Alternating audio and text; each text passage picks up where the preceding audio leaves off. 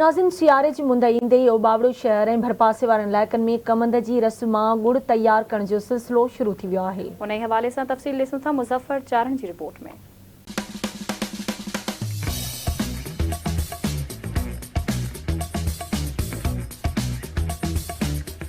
सियारो ईंदे ही उबाड़ो शहर ऐं भरपासे जे इलाइक़नि में कमनि जे रस मां गुड़ तैयार करण जो सिलसिलो शुरू थी वेंदो आहे।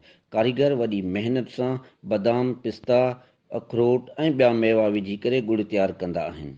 इनमें वॾी महिनत कयूं था, इन कमान छिलूं था असां, इनमें बादाम, पिस्ता ऐं डूंगी वग़ैरह आहिनि सटूं था। इनमें देसी गियूं परे परे जा माण्हू वठी ईंदा, सिंध, पंजाब, पूरे पाकिस्तान जा माण्हू वठी ईंदा, पंहिंजे दोस्तनि खे ये गिफ्ट में ॾियनि था। ये गन्ने के रस का बनता है गुड़, और यानी कि इसमें मेहनत बहुत है।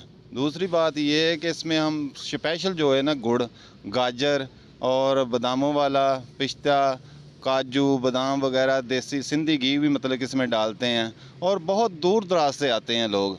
ये सौगात है सर्दियों की, और ये स्पेशल जो है ना सर्दी के लिए बनता है गुड़, और बहुत ही मेहनत होती है। केमिकल खां पाक गुड़ सिहत लाइ बि फ़ाइदेमंद आहे। उबाड़ो ऐं भरपासे जे माण्हुनि समेत परे परे खां माण्हू गुड़ ख़रीद करे पंहिंजे मिट माइटनि बि तोहफ़े तरह मोकिलनि था। कैमरा टीम सां गॾु मुज़फ़र हुसैन, चारण, आवाज़ TV, उबाड़ो।